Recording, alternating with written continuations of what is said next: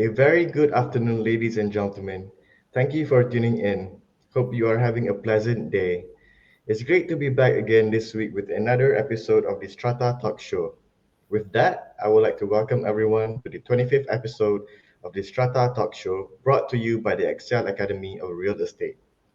In this talk show, we will be discussing issues and cases related to the management of stratified developments with various industry professionals.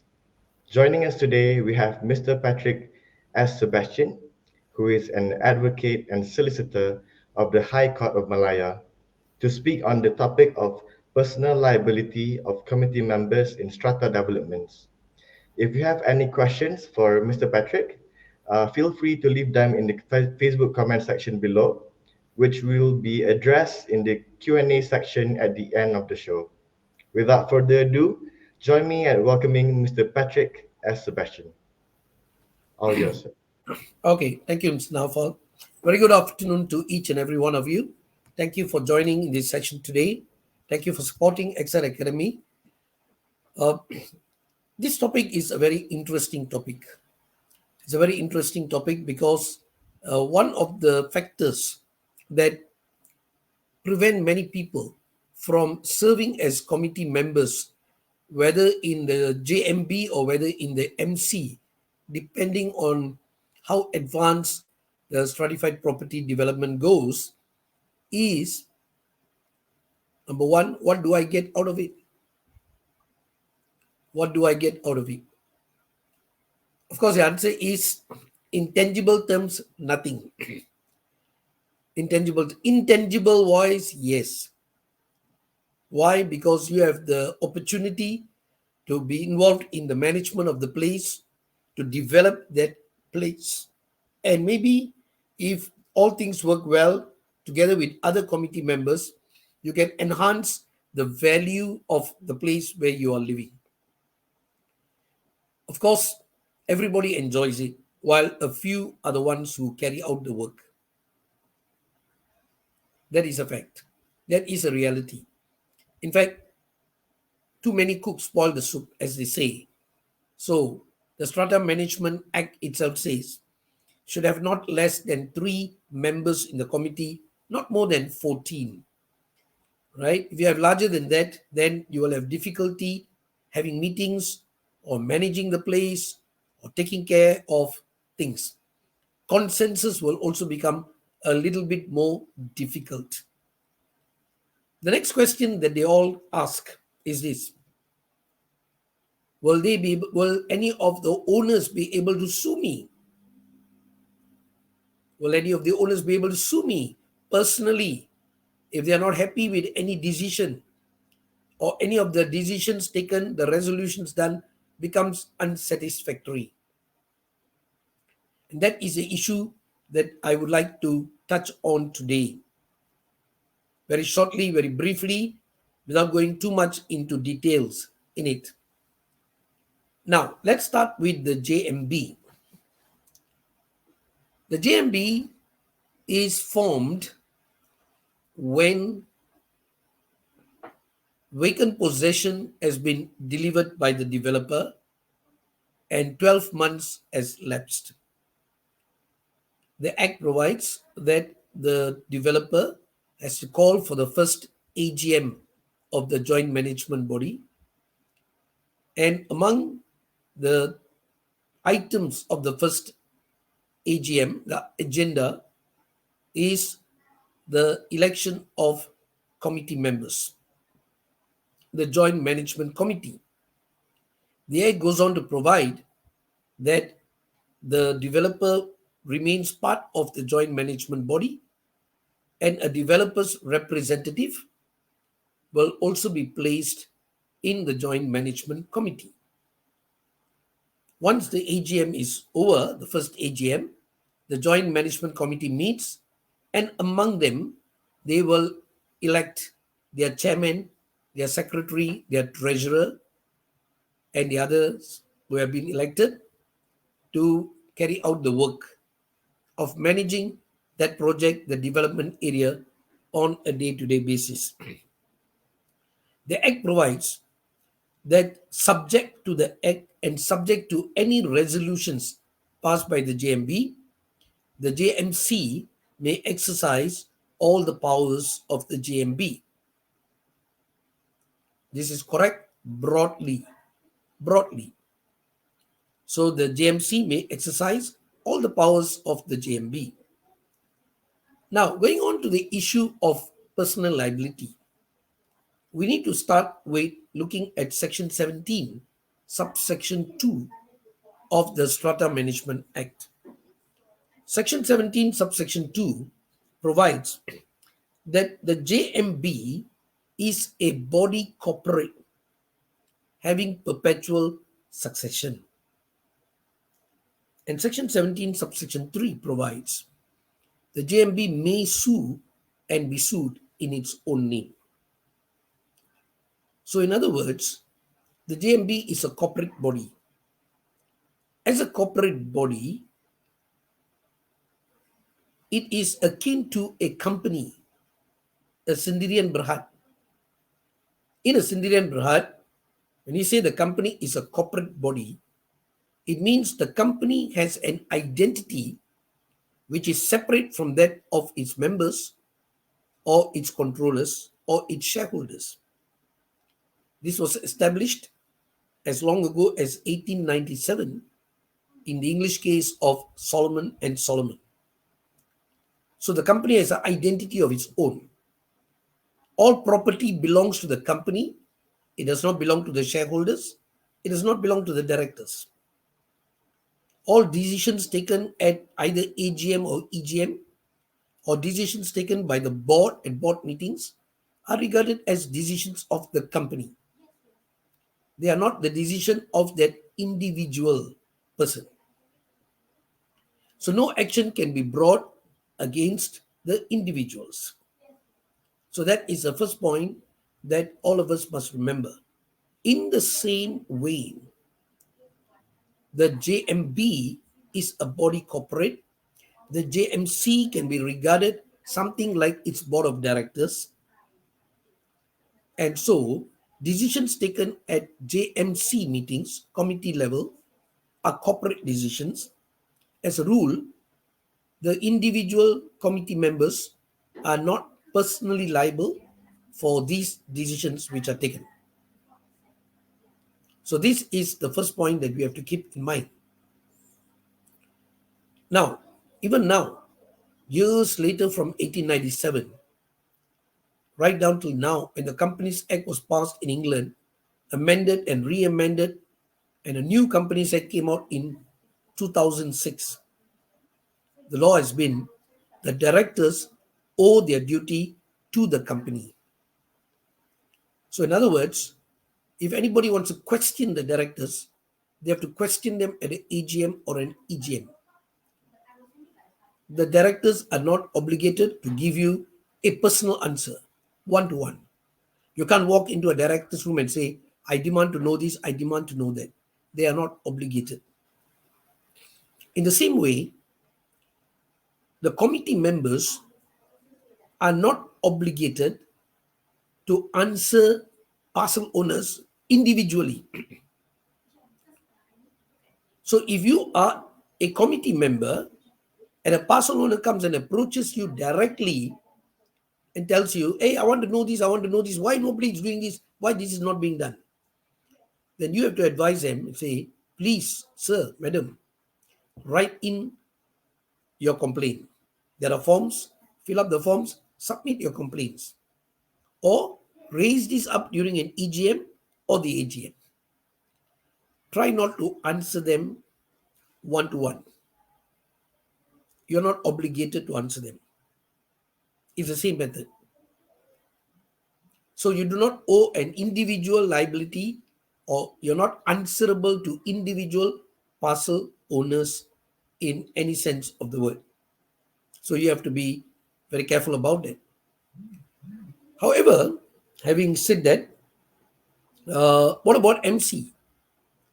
Section 17 of the Strata Titles Act, which establishes the management corporation, also states likewise that the management corporation is a body corporate, it has perpetual succession, it can sue and be sued in its own name, it has its own seal. So the same rule applies for management committees as well. So, in many ways, if any of you are in the committee, you may breathe a sigh of relief and say,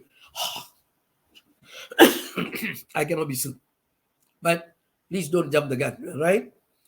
Okay, there's always buts and ifs, right? And howevers. That's part and parcel of life. It does not mean that you are fully protected in every sense of the word. First and foremost, the statute itself provides for individual liability in certain instances. So let us look at some of the instances in which personal liability is provided for. Section 26 of the Strata Management Act talks about the accounts, the preparation of the annual accounts, the maintenance of proper accounts. And having provided for that, Section 26 in subsections 5 and 6 provide clearly that if there is non-compliance with the provisions of the Act, with the provisions of Section 26 in particular, subsections 1, 2, 3, and 4, then subsection 5 provides each and every committee member shall be personally liable. That's bad news. There's personal liability. However, subsection 6 provides a defense. You can defend yourself by saying you are not part of the decision making body, you were acting in good faith, maybe you had objected to whatever was being done. So there are provisions for defense. Good faith, acting honestly in good faith, maybe is one of the better defenses. It's a fact that as a committee member, whether you're holding office in the JMC or MC, you are expected to deal with all kinds of matters. Parcel owners will complain about the behavior of other parcel owners. So you'll have to know the law of torts, the law of nuisance, or the law of trespass, for example. You have to know what are common properties. You have to know the bylaws provided in the Strata Management Act.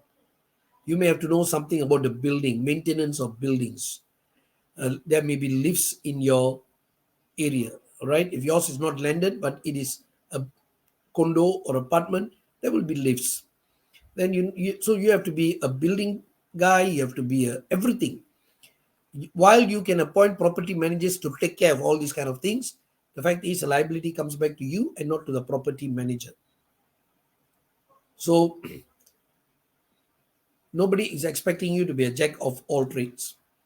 If you act in good faith and you've acted in the best interest of that project, that property, you can be excused. But if there is negligence on your part, you cannot be excused. That is why generally saying that you did not attend a meeting, you are not part of the decision making is not acceptable. Because if you don't attend meetings, back-to-back meetings, then without notice especially, then you can be kicked out from the committee. That's provided in the regulations. We're all familiar with that.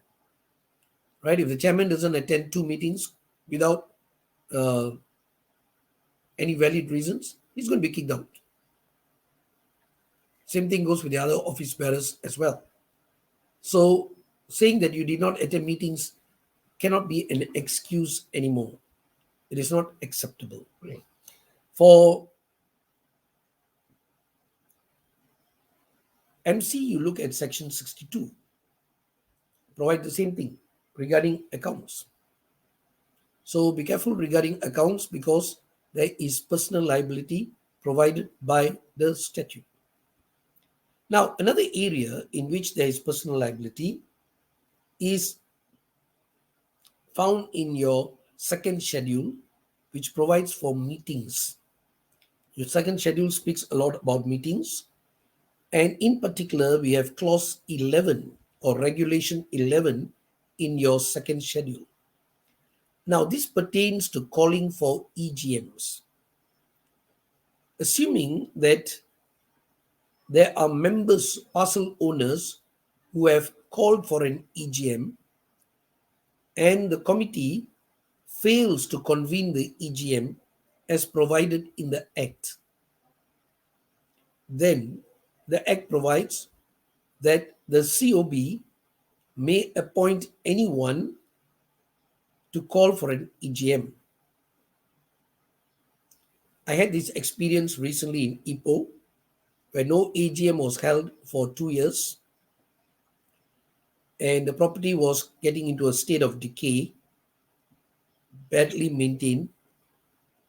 The committee, or rather board members, had overstayed. We know that if you're a chairman, secretary, or treasurer, you only have 2 years. Other committee members have 3 terms, and you need to take care of the wordings there. 2 years for president or the chairman, the secretary and treasurer, 3 terms for other committee members. And my clients had complained to the COB in Ipoh. The COB then sent a notice to the committee, asked them whether they are prepared to hold the EGM. And when there was no response from them, they went ahead and appointed my client and said, you hold the EGM. Now, in such a case, clause 11 or regulation 11 in the second schedule provides that the expenses for such an EGM shall be paid out by the management corporation or the JMB, and the management corporation or the JMB can recover such sums from the individual committee members. So the individual committee members will become liable to pay this amount. So these are two specific instances in the Act where the Act puts on liability on individual committee members. Liability is also extended when the committee fails to carry out its duties. It is not a privilege to be a committee member. There are rights, there are powers, there are also duties which has to be carried out. It is their responsibility. But remember at all times, these duties are owed to the management corporation. They are not owed to the individual parcel owners. So, assuming that the place is not maintained well, it's not maintained well. Let's say the leaves are breaking down very often, cleaners are not doing their job, and there is no one to supervise them. Grass is overgrown, security guards are often missing from their post. If you have these kind of complaints, then if you plan to take any action, your action should be taken against the JMB or the MC, Management Corporation, because they are the body corporate. They can sue and be sued in their own name. You do not bring an action against a management committee. You do not bring an action against the joint management committee, but you bring an action against the joint management body or the management corporation. So must be clear. That is your legal proceeding. So all action are directed there. Of course, the committee members are the ones who are going to get a lawyer and defend the suit, whether in the tribunal or whether it is in the courts. This is what we mean by the duty is owed to the corporate body. Now, we have a case, and that case is called 32 Square Sendirian Berhad and Perbadanan Pengurusan 32 Square and others. So in 32 Square Sendirian Berhad and Perbadanan Pengurusan 32 Square 2018 decision, the court made a decision that committee members, at that time called council members under the old act, the committee members do not owe fiduciary duties to individual parcel owners. Okay, they do not owe fiduciary duties to individual parcel owners. So, individual parcel owners, as I said earlier, you have to bring your action against the MC, you have to bring your action against the JMB, not against the committee members. So, this is the main issue we have to keep in mind. However, there may be occasions when, right, there may be occasions when the individual members may be liable, right? They may be liable. In what circumstances can they be liable? There's a possibility of liability if the JMB acts beyond its jurisdiction.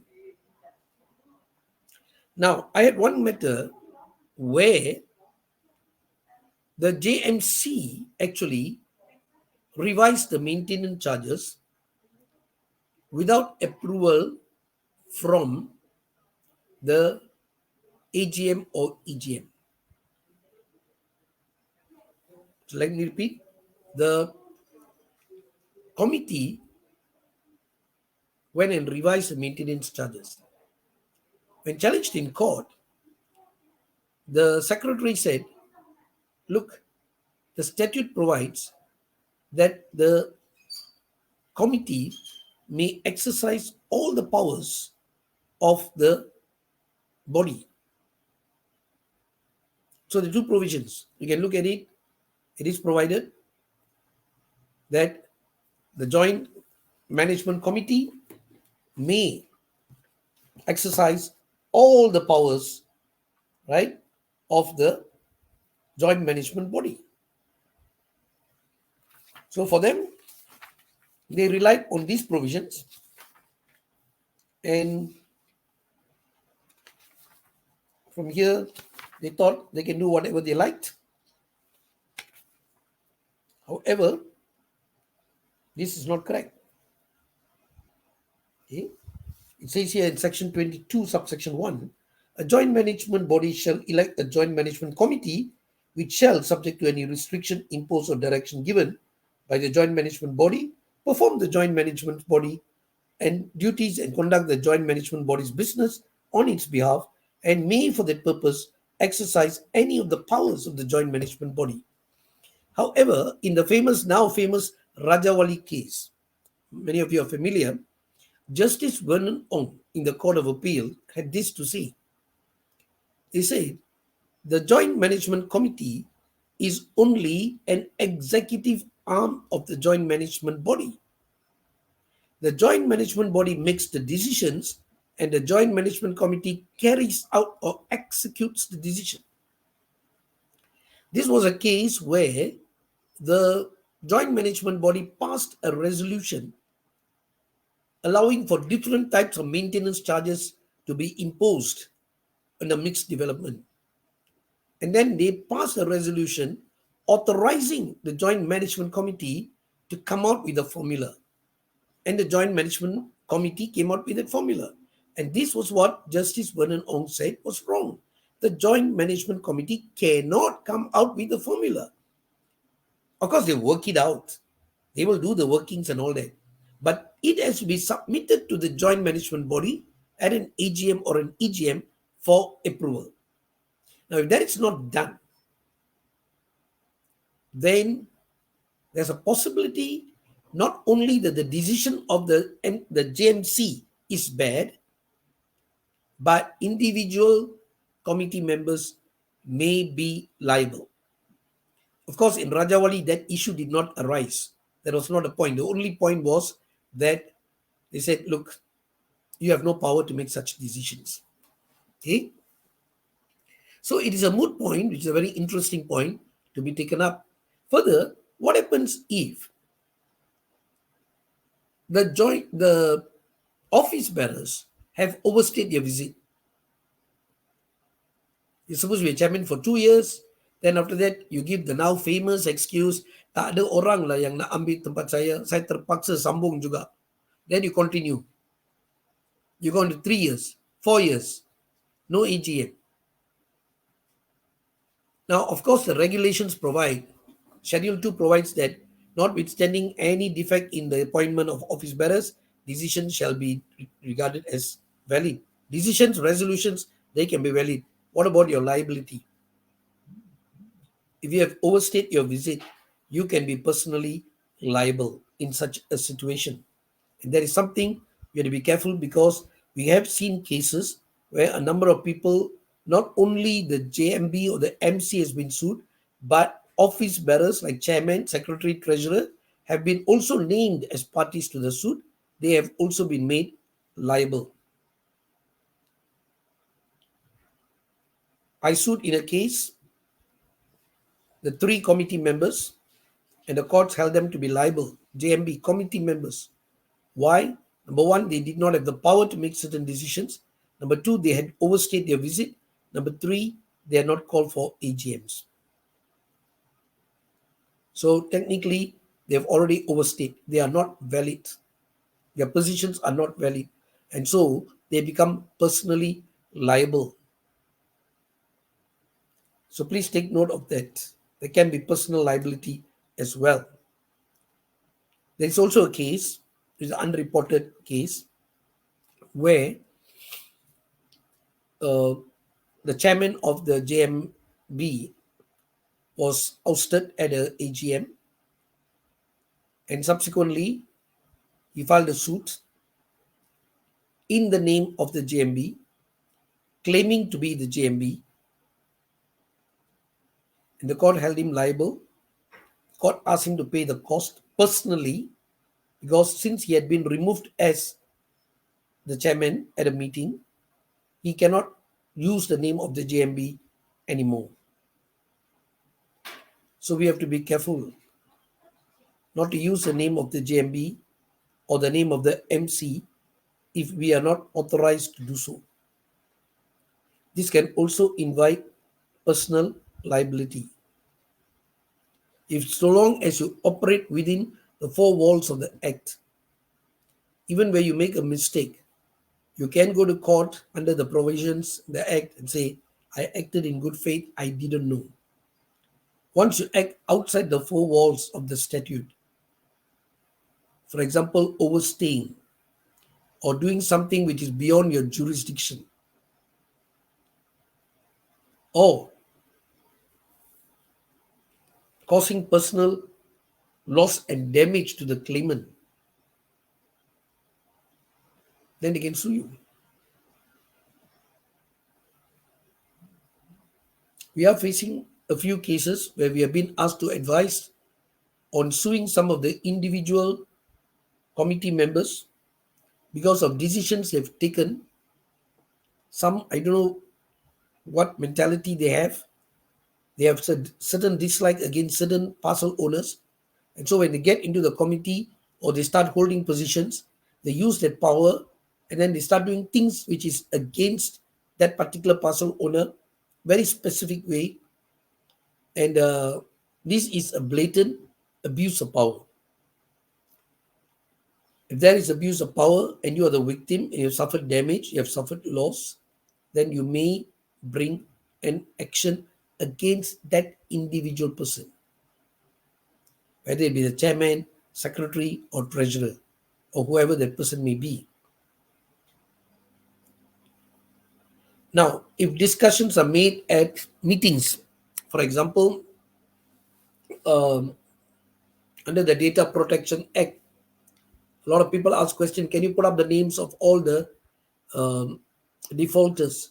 The answer is yes. Because we must look at the Data Protection Act. It is not meant to protect everybody and anybody. There are certain organizations, there are certain groups, there are certain institutes, and there are certain bodies which are excluded from the Data Protection Act. One of them will be the JMB and the MC. So anybody who tries to sue the JMB or the MC personally, committee members personally, and say, why did you put up my name down there, Now I'm very embarrassed. You can just say, sorry, your Data Protection Act doesn't protect you.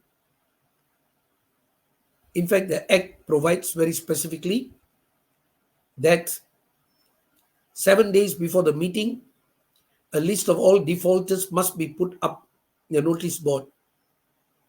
So these people, although they are allowed to attend meetings, they are not allowed to vote. So the names are going to be up there, whether they like it or not. If they want to challenge, they can go and challenge. That is up to them. But up to that point, they are defaulters. They are defaulters. So that is the way it works. So these are some of the things that we need to know about the personal liability, the personal duties and responsibilities of committee members. I would think that, as a general rule, to be a committee member, you need not fear. You don't fear personal liability. So long as you're acting within the four walls of the act. No, but no. What is it as a committee you can do? As a committee, you can manage the day to day matters. All the day to day matters are within your powers. So the committee meets, the committee decides. The committee can also invite others. Please note, all committee meetings must be open to the rest of the parcel owners. You have to give notice of the time, date, and place of meetings. So they too, if they want, they can come and attend. Of course, they don't have a say in what goes on at the committee meetings, but they can come and attend, they can come and observe what is taking place. Right? I'm also suing on behalf of my client. I'm suing a committee member for defamation,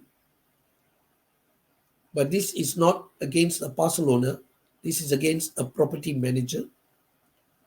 If do not do not make the mistake of thinking that once you're in the committee, you can say whatever you like. You have to be careful with what you say, because since the meeting is open to all parcel owners, so you have to be careful about what you are saying. You must not take the liberty of making any statement that you like. If you think, for example, the property manager is not doing a good job, then discuss it among your committee members, issue a show cause letter, ask them to show cause. Once they respond, you take the next step. Get some legal advice how to word your show cause letter. Do not at a meeting openly go and make accusations which you cannot substantiate later. That will be inviting trouble. In that scenario, the person who is the victim, inverted commas, does not have to sue the entire JMB or the MC. They can just choose to sue the one person who makes that statement. So we need to be careful, right, about what we say at meetings, or else we may invite liability in the form of defamation suits. That may happen. So essentially, uh, these are the things that we need to know about personal liability of committee members. I'll stop here for the moment. If any of you have any questions to ask, you may put out your questions, and I'll see if I can address some of these questions. Thank you. All right. Thank you so much, Mr. Patrick, for that insightful talk.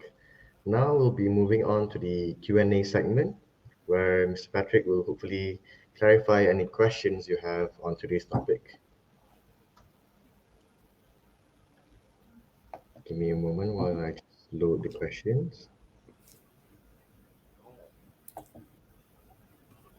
For the first question, we have a question from Guide Swan, which is GMB find my unit using a as SDRA when my tenant cannot move out due to MCO after her tenancy expired. I already explained to the GMB and management, but they still do not want to lift the fine. Please advise what I should do. Okay, I'm not too sure if I can understand this question very well. JMB find my unit using as STRA. Can I know what the STRA stands for? Do you want to move on to the next question, sir? Yes, yeah, yeah. Okay. I, All I, I right. don't understand this question. All right, moving on to the next question. We have a question from Deva Kumaran Palnisami. What happens if a MC member has acted negligently and or fraudulently? All right. Now, number one is this. Maybe what I didn't say earlier. Uh, all MCs and JMBs will take insurance. Not only the fire insurance for the building, but they will often take insurance for negligence and fraud. Lawyers also do that. All legal firms, mandatory for us, we have to take this insurance, professional indemnity insurance, as we call it. So, if there is negligence, let's say somebody sues me, my client sues me and says, I didn't do a good job for him or for her, I will inform my insurance. My insurance will appoint the lawyers. If the matter is they find that I'm liable, they will settle it. If they think I'm not liable, they will defend me and it goes on to the court. The court makes a decision on the point. That's the whole purpose. So you may have uh, all committee members are advised, all JMBs and MCs are advised to have this insurance, and the extent and the breadth of the insurance will depend. There are different packages available. So if there's negligence, if there's fraud, the insurance is most likely to come in and pay for it. Okay. However, if you're talking about fraud, you must understand fraud can be both civil and criminal. The criminal fraud, assuming that a committee member has stolen money, the most obvious one is stolen money, then obviously it's going to be a criminal case. And once the court finds a person guilty, the MC can start civil proceedings to recover the money that has been lost. Right? I did have a case where a property manager staff, okay, not a property manager himself, the staff was in charge of supervising this place. He actually stole about, I think, 10 or 15,000, quite some years back. And he was charged in court in Shalam.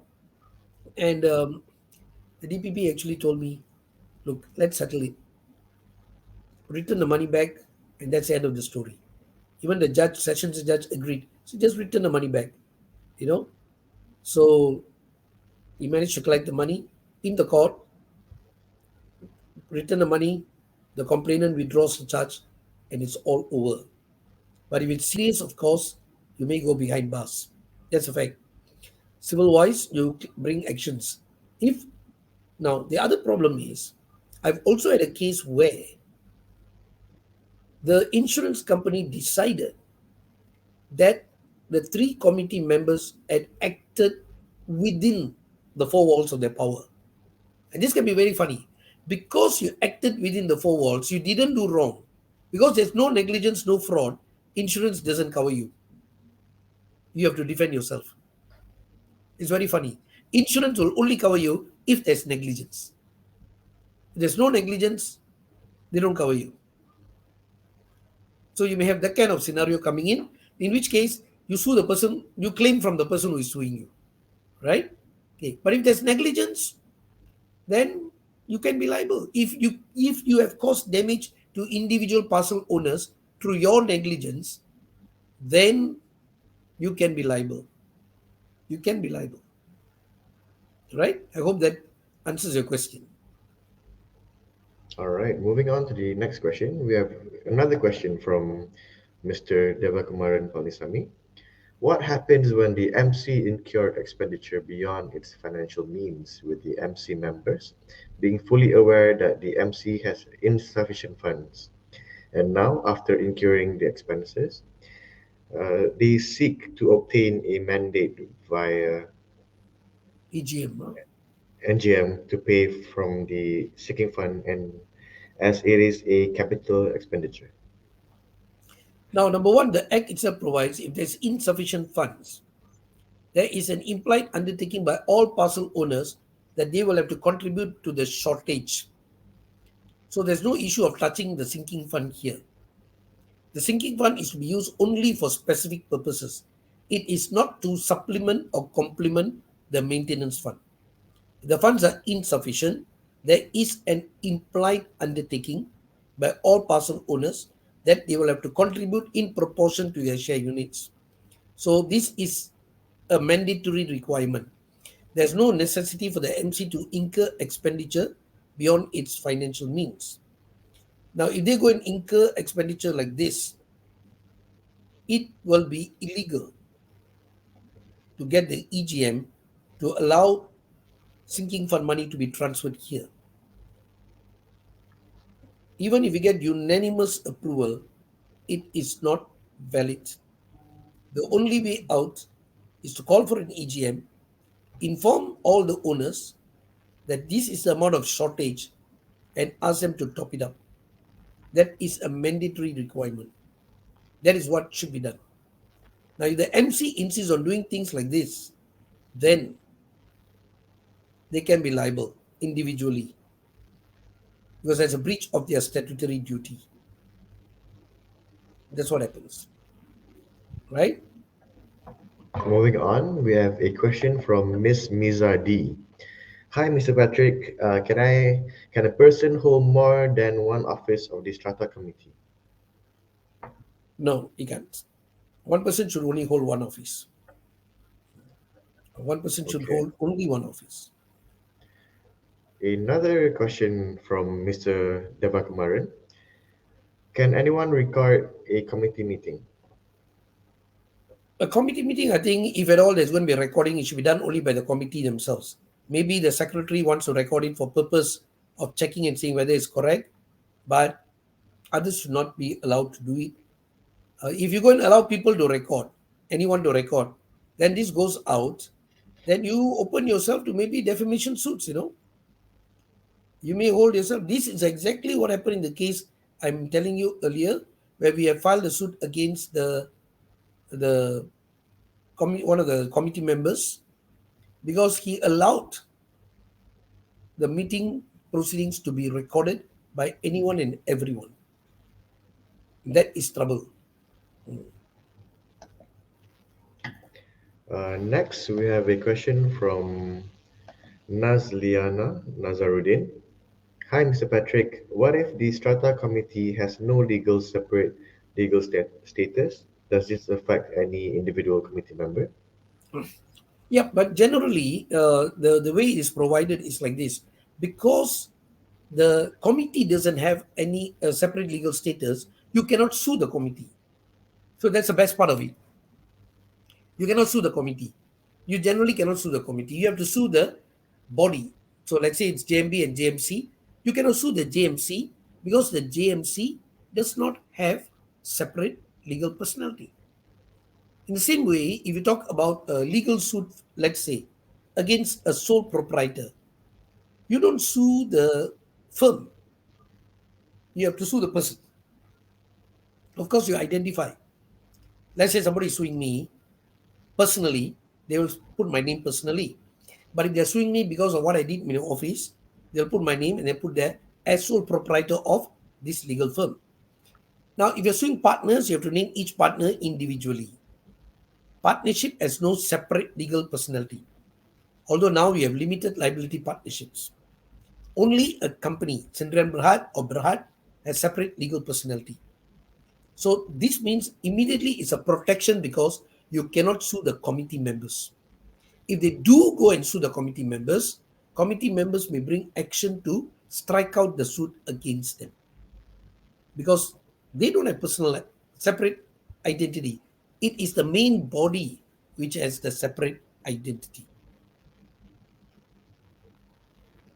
All right.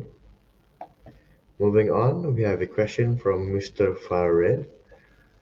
Hello, Mr. Patrick. Does reducing the possibility of subsequent personal liability being imposed on committee members gives any effect on the Strata Committee? Reducing the possibility of subsequent personal liability. How do you reduce it? You can't reduce it. You can reduce it. This is what the law is. Generally, they are not personally liable. So since they are not personally liable, you don't have to worry about it. Already the case law says they do not owe fiduciary duties to individual parcel owners. But you cannot, let me put it this way. This is a statute, the Strata Management Act. The powers, duties, responsibilities are all in the act. The liability is all in the act. Basically, you can neither increase the liability nor can you reduce the liability. This is the amount of liability. This is the amount of liability. So you can't reduce it. You can only take care of, like, insurance will only pay for your legal cost. If somebody sues you for negligence, all right, your insurance already takes care of the lawyer and the fees that are to be paid. Although you lose your NCB and the premium might be increased the following year, but otherwise, that's what protects you. It protects you in terms, insurance protects you in terms of getting a lawyer to represent you, to fight for you, right? But otherwise, uh, as long as you work within the four walls of the act, you're pretty safe. Don't never try to be clever. That's the main thing. That's the main thing that I want to say. You see, like if the committee is illegal, then it's a problem. I sued in Ipoh in much early case in 2016, where there was supposed to be a JMB, but it was not successful. First AGM was held, but nobody wanted to be committee. There was a chairman elected. He came into the first meeting. At the first meeting, nobody turned up. Second meeting, nobody turned up. So he kept quiet. The developer took charge again. So the developer was still collecting the maintenance charges, sinking fund. And then a self-appointed committee, few of them got together and became the committee. And then they started making their own rules and regulations. They started harassing the some of the owners. My client was one of those who was harassed. So we sued them. I sued four of them, and we won the case. Court awarded 30,000 cost against 30,000 damages against each one of them. So each of the four people had paid 30,000. One reason was because one of them was not the owner, his wife was the owner, so he has no business being in a committee. Number two, this was not the JMB, it was not the MC, it was a self elected committee. Of course, they're going to be liable in that sense, right? So we have to be careful. Sometimes I encourage, like big developments, to have what I call town hall meetings. That is, if you have mixed developments, have separate meetings with residents, have separate meetings with shop owners, office owners. So get their views. But these are just meetings to discuss. Decisions cannot be taken because they are not recognized as such. The law only recognizes JMB, MC, JMC, and MC committee in that sense. Nobody else is recognized. You see? So operate within these four walls, then you're pretty safe. All right. Thank you, Mr. Patrick. That was actually the last question for today. All right. We have now reached the end of this talk show. Once I, again, I we wonder would what like happened to. to the first question. Whether the person Sorry? has rephrased the first question. Oh, sure. Definitely. I don't know. The first question, I'm not sure what the person was asking for. Okay, sure. We just go back to the first question, yeah? Yep. So the first question was by Mr. Gaik Swan. JMB find my unit using a STRA when my tenant cannot move out due to MCO after her tenancy expired. I already explained to the JMB and management, but they still do not want to lift the fine. Please advise what I should do. Okay. I'm not too sure about what this is actually all about, but I think you have to look at your regulations. I don't understand what Mr. Patrick, sorry, Hmm? I got a clarification that STRA is actually short-term residential accommodation. Oh, okay. So it's something like a homestay or it's a daily rental. Yeah. Yeah, something like Hmm. that. Yeah. Well, if they have amended their bylaws to say that they can impose a fine, then they can impose a fine. That's what I can say, right? So there are many cases on this point. So if they have actually uh, amended their bylaws to include this, and they are acting within that, then they can. If there is no such bylaw, then it's a different question, right? Okay. Okay. All right. I guess we have now finally reached the end of this talk show. Once again, I would like to thank you, Mr. Patrick, for sharing your insights and perspectives on today's topic, and also the participants for tuning in today. We hope to see you in the next one. Thank you. All right. Thank you, everyone. Thank you, Nafal. Okay. Take care. No worries. Take care. All right.